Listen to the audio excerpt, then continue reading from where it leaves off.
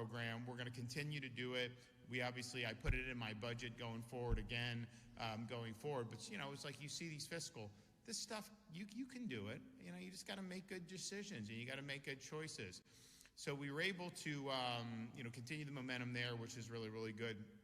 The other thing that we're now able to do is, part of it, we didn't have a hurricane, which is good. But, a couple years ago, we did all this big overhaul to try to bring some sanity to Florida's insurance market. It's like, on one hand, we got a peninsula in the middle of tropical weather. We have higher risks than other places. That's just a reality. And then the same with like auto insurance, our drivers here, it's just tough, right? Because you got a mix of demographics out there. You got grandma driving, then you got some young, so it's tough. But, we had some problems in the market. And so the legislature at the end of 22, beginning of 23, did a bunch of reforms. And, I said at the time, I was like, this is not going to happen overnight. Well, now we're in a situation where Progressive, one of the biggest auto insurers, they're sending out $1 billion in rebates to their policyholders because the costs have been lower than what they had forecast because of our reforms, largely avoiding frivolous litigation, which is very costly. And, so it's like, why would you want a system where, you do this lengthy litigation, you get a $500,000 award, and the lawyer gets $450,000, and the person gets like $50,000. I mean, it was crazy, some of the stuff that was going on. So they did that. State Farm reduced rates 10%.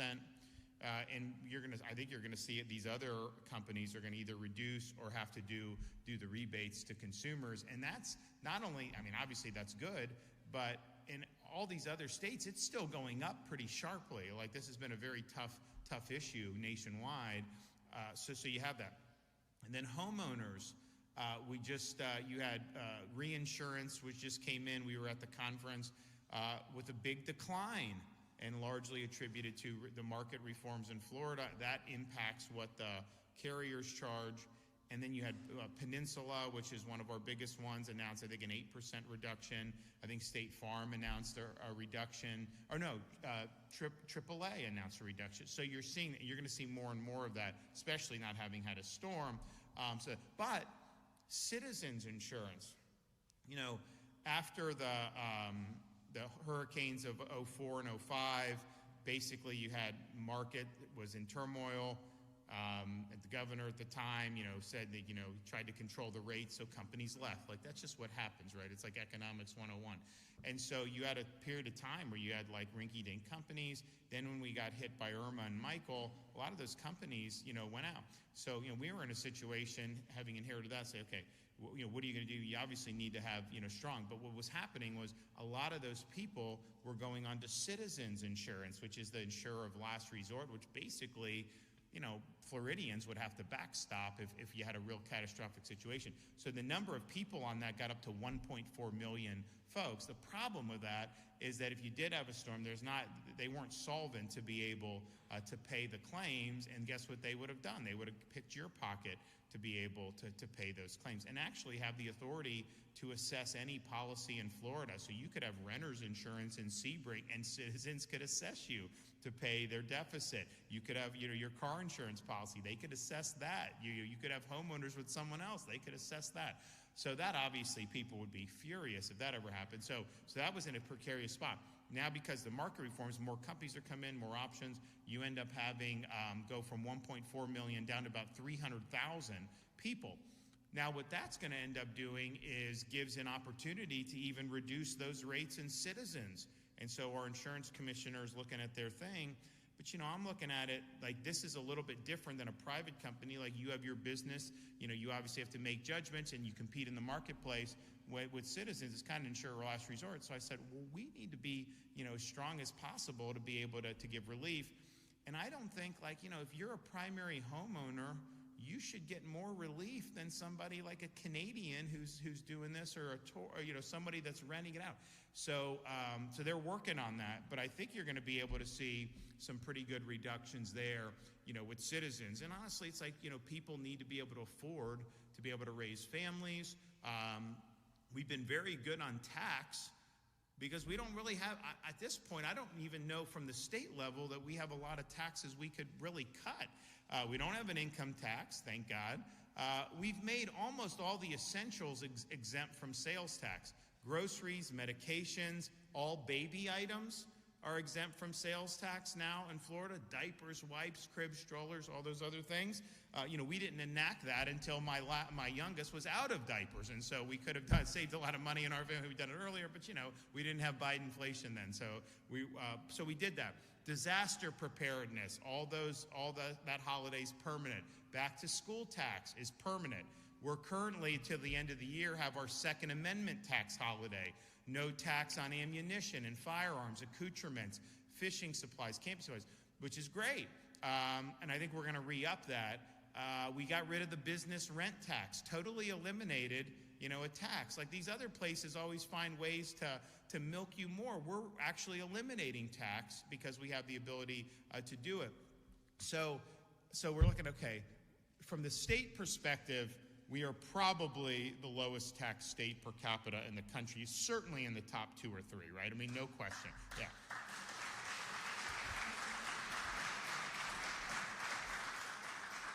But, we have this issue that if you ask people, what's tax, put aside the federal government, how's the tax?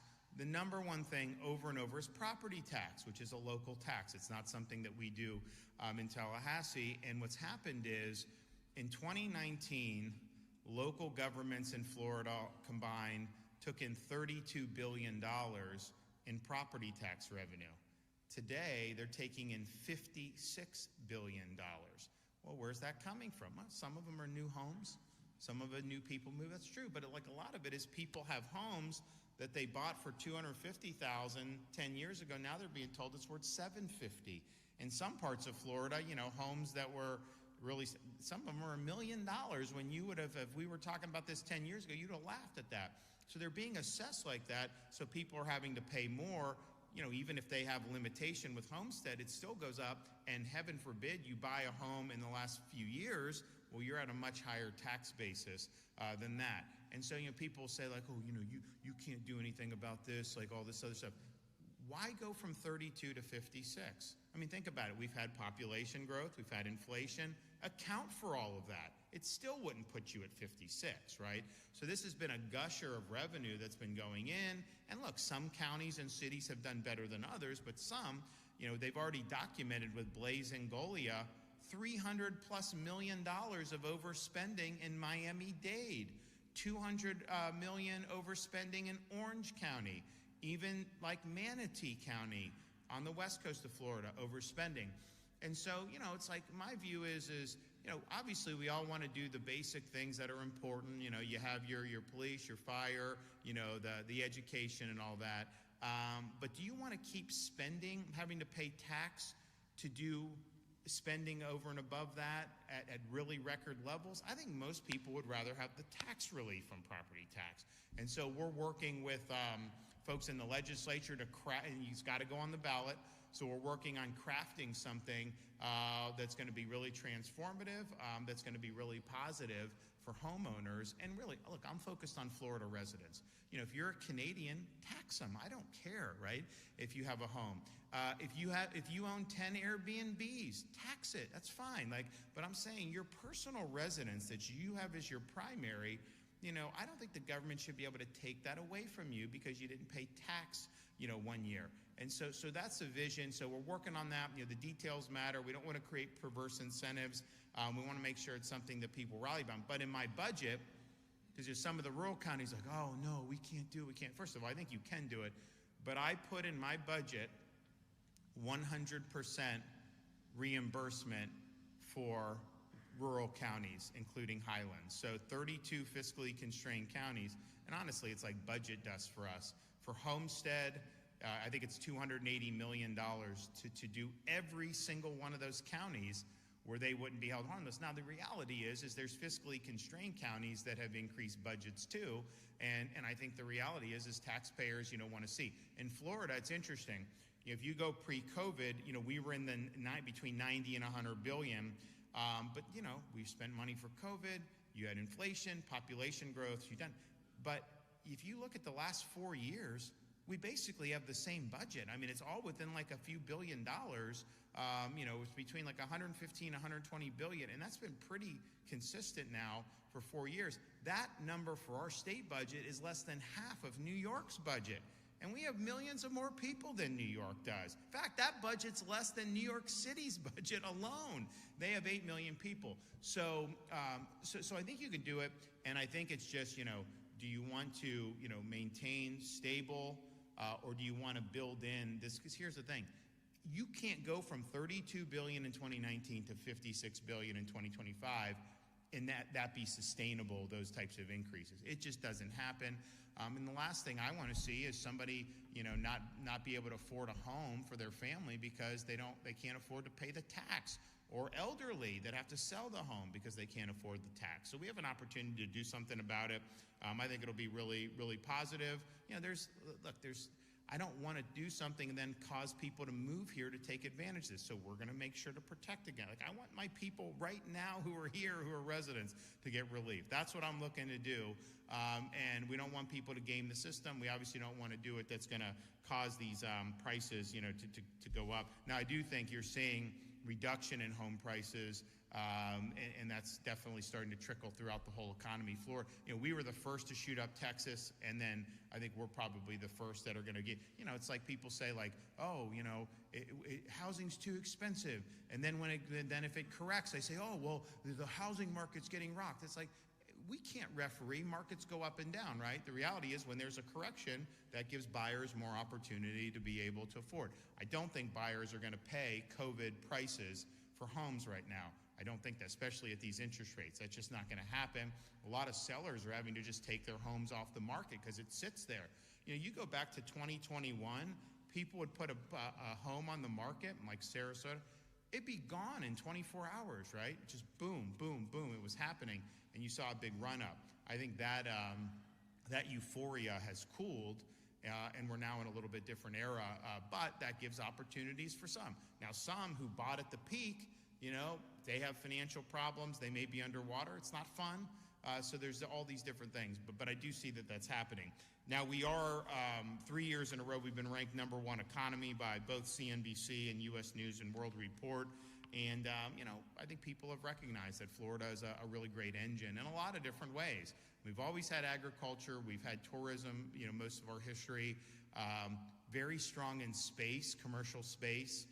Very strong in defense. Now very strong in finance and investments.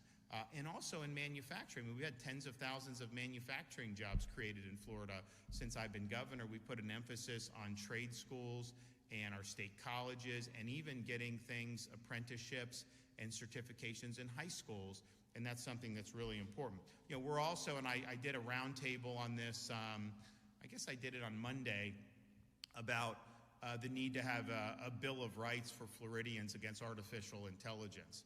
You do have this strain of thinking where people are saying that they're going to create super intelligence that's going to displace human beings from being able to control our own destiny. I reject that. God endowed human beings with unalienable rights. He did not endow machines with certain unalienable rights. And so you can use technologies to enhance our experience as Americans, but I'm not going to sit here and allow technologies to supplant us from controlling our own destiny. We can never be relieved of our responsibility to think for ourselves. We have to protect our children. These children have these chat bots, and these are very, very devious things. We had mothers who were testifying, and one of the moms had a son, and basically the chat bot was trying to turn the son against the parents, and basically said, you need to call the police on him, and even suggested that the kid kill his parents. And I'm thinking to myself, what the hell is going on here? You had another mom whose son was being sexually groomed by an AI character chatbot, and then eventually was goaded into committing suicide.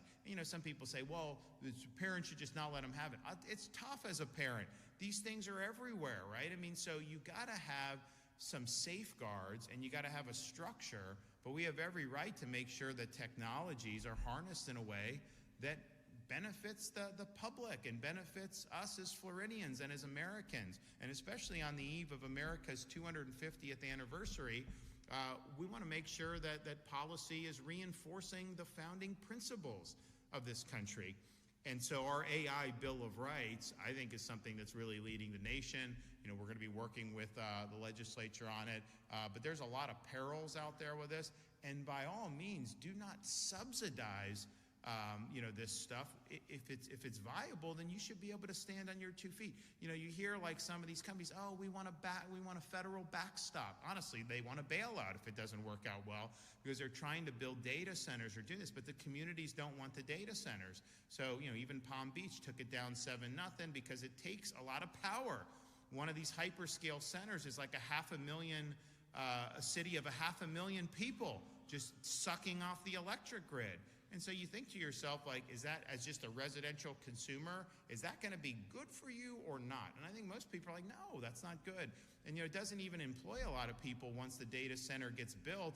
And I think a lot of them, they bring in on like H-1B visas and stuff. I mean, so it's not like they're going to be hiring, ain't going to be hiring people in Highlands County to run their data centers, they try to put. So we want, as part of the AI Bill of Rights, protection against that. No passing off costs to consumers, no taking water, none of that stuff, because ultimately, you know, we want our communities to thrive. So there's a whole host of issues with that. You're going to see more and more of this, you know, going on. You know, our students, one of the best things we did in Florida was ban cell phones in the classroom. And students have learned better. But, you know, what they're going to try to start doing with this AI is just have AI do all the schoolwork.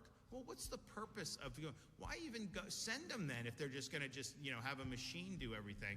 So there's a lot that we have to grapple with, both as parents, in terms of students, in terms of our kids, but also in terms of what it's going to do to the economy. You know, they were telling all these kids, oh, you got to learn coding, you got to do all this. I never said that, but people were saying that. And now it's like the AI could do all the coding. So these guys they're not getting jobs. And then even the jobs that are available for humans, they're bringing in foreigners on visas to do these because the tech companies can pay them less. So there's a whole host of issues with the economy that we're going to have to deal with this. So we're leading on this. I think we're being very common sense about it. I think we're making sure that everything we do, we got to put the people of this state first. It's not put a handful of companies that are in California first. It's not try to act like, you know, some type of fake, fake videos or fake songs are going to deliver us to some kind of utopia. That is not going to happen. And there's massive possibilities, you know, of abuse of all this stuff. You know, some of these videos, it's like, you know, it's mindless. Honestly, it's slop. Oh, I can take, it's like my son. You know, they played it. Some of us they played a joke. He's a Florida State fan, so they did an AI where he's in a Gator shirt. He got very mad at that, right? He's in 2nd grade, and so yeah, you can do that. Haha, it's funny, but it's like, you know, is that really the sum total of kind of what we're looking to do, you know, in our society? So I think that's going to be really, really significant. You know, the one thing I'll say on our economy is, as governor, I was the first governor to do public events in all 67 counties. You know, I'd ask my staff, I was like, have they ever done? Because, you know, I was in one of the rural counties, and I had a woman come up to me, and she just grabbed me by the cheek. She's like, I just want to make sure you're real. I've never seen a governor before, and they do this. And like, I was showing up all these places, but I was bringing checks, and I was doing stuff. And they said they hadn't found anyone that had done all 67. Now, obviously, you go back far enough in time, it was very hard to traverse this state. I have the ability to get in, on air, so it's a little easier. But we were able to do it. And we've done more for rural Florida than I'd say any governor has ever done in terms of the investments.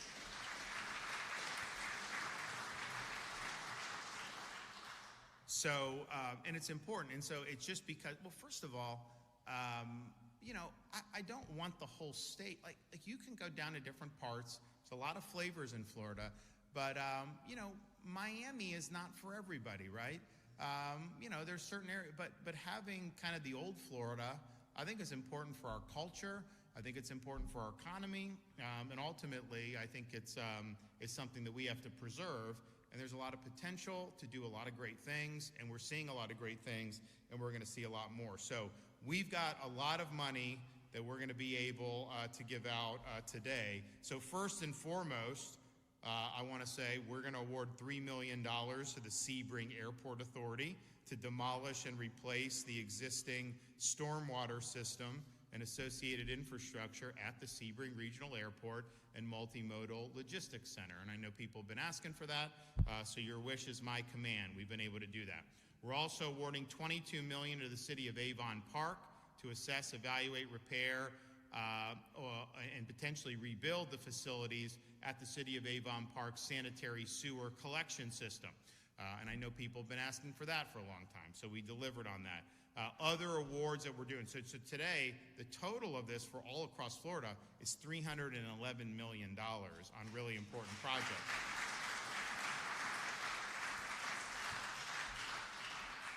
So we have our program in terms of rebuild and repairing Florida. Some of this is we had the storm in 2023, Idalia.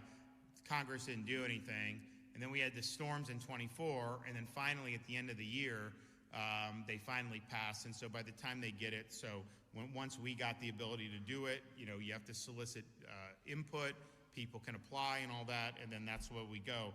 But we're able to do almost $6 million to the Bradford County Commission to reinforce the roadway by adding base pavement and reestablish the roadside swales for erosion protection. $16.4 million to the Citrus County for replacement of sanitary sewer system. They had 23 and 24 storms. I've done a lot for Citrus County. Let me tell you, we've put a lot of money. It's a great spot. We're happy to do that. City of Arcadia, $14.2 million to widen the main stormwater channel in the city. $8.5 million to construct and expand the wastewater treatment plant. Live Oak in North Florida, $3.9 million to construct a 100,000-gallon water storage tank and support a water line loop project. $7 million to the city of McClenny in North Florida to harden and modernize the Ohio Street water treatment plant. $4.9 million to the city of Palatka in Northeast Florida to harden and expand the capacity of the city's wastewater treatment plant. $2.4 million, City of Wauchula. It helps to have the president of the Florida Senate be from Wauchula in Hardee County. Ben Albrecht, he's a good guy. To support wastewater system repairs, rehabilitation, and floodwater. Columbia County, $4 million. Upgrade and harden shelters in Columbia County. $8 million. DeSoto County, construct and install wells and a pumping system to connect the wastewater treatment plant to the disposal wells. Do you have DeSoto in your district? Who's that? Okay. $1.9 million to Hardee County to remove vegetative debris from the Peace River waterway system. $20 million to Jacksonville Electric Authority to redirect wastewater flows to JEA's existing reliable wastewater treatment facility. $2.7 million to Okeechobee County Board of Commissioners. Do you have that? Yeah. To rehabilitate, preserve, and harden 5 critical county-owned bridges. $70 million to repair water infrastructure in the Peace River watershed. That's going to be really, really big. $6 million for Santa Fe College up in Alachua County. $38 million in Suwannee County for an emergency special needs shelter. When we do these hurricanes, we have special needs because people have special needs. We make sure there's pets, that you can bring pets to shelter. You don't want to leave your dogs in the house when you're evacuating, so you bring pets. So we have all that covered, but this is important for Suwannee to be able to have a special needs shelter. $1.4 million, Glen St. Mary for wastewater collection system hardening. St. Lucie Village, $12 million for potable water supply system for the town's public use. Union County, Northern Florida, $1.4 million. Hardin Public Safety Communications Tower. The village of Indiantown in Martin County, $9.3 million for a reverse osmosis water treatment plant and $7.9 million to replace 13,000 linear feet of the main water transmission main for the village. We've done a lot for Indiantown since I've been governor. $10.8 million Immokalee Water and Sewer District for wastewater treatment plant improvements. Town of Dundee, $6 million for sanitary sewer collection system hardening, and $10 million to repair damage and repair the potable water system for the town. So these are major awards. We're also going to award $13.5 million in 11 small rural infrastructure grant awards to assist with other critical infrastructure projects. So Frostproof, $240,000. Lake City in North Florida, $1.7 million. Okeechobee, $1.2 million. $500,000 to Wauchula, $2 million to Columbia County, $250,000 to Hardy County, $226,000 to Hardy Industrial Development Authority, $2.9 million to Keystone Heights Airport Authority up in Northeast Florida, $1 million to the Okeechobee Utility Authority, $3 million to Putnam County for public infrastructure at the central landfill, $300,000 to the town of Zolfo Springs for sanitary sewer evaluation survey. So, this is some of this stuff honestly isn't sexy, but it's important, right, for these communities. And so I want to thank Alex Kelly at the Florida Department of Commerce for soliciting the input and helping prepare this list of really meaningful awards. And at the end of the day, we want awards that are gonna make a difference.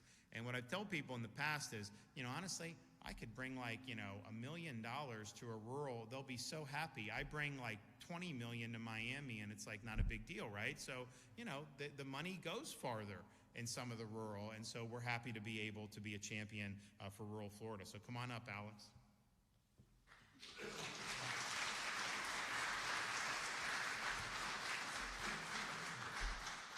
Well, Governor, thank you, and thank all of you. Thank you, Governor, for really, you constantly remind us and direct us to stay focused. When we think about these awards, we think about these projects, think about partnering with so many of you in the room, constantly remain focused on workforce readiness and infrastructure readiness. Create those conditions where a community, people, families can really, at that point, craft their way forward, craft their vision.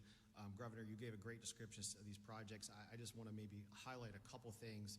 First off, it's great to be here at the Sebring Airport again. This is an incredible airport. The team here, you have a vision here that's really unique and really, I think, showing the way forward for what an intermodal logistics center can look like, an inland port concept can look like, and it's truly one of the most innovative gems in the state right here. And it's great to work with the team here. I think about some of these projects. I think about Jennifer. I think about the Columbia County project. You've got one of the most incredible industrial sites developed in the state of Florida. You're enhancing that further with one of these grants. It's really an incredible opportunity for that region to attract major industry. Thinking about, Governor, you mentioned some of the projects in Suwannee County and at Santa Fe College. These are projects that these communities have come forward and in partnership with state emergency responders and local communities in terms of emergency preparation, response, and recovery. These are hubs, these are visions they have for really serving an entire region in a catalytic way. Think about the Keystone Heights Airport, which is such a unique thing. I don't know where General Eifert, there you're a general. They share an adjacent fence line with Camp Blanding, and it's a unique airport, partly in Clay County, partly in Bradford County, and it's a unique hub of potential opportunity for economic development, but also even national security related initiatives. And so some of these projects have really deliberate focus, job creation, the security of the communities, ultimately the resiliency of the communities. It's been great to work with so many of you. And Governor, just thank you for your constant direction and leadership on these projects. And I think we're going to deliver some great results with these. So thank you so much, Governor, and thank all of you for your partnership with these projects.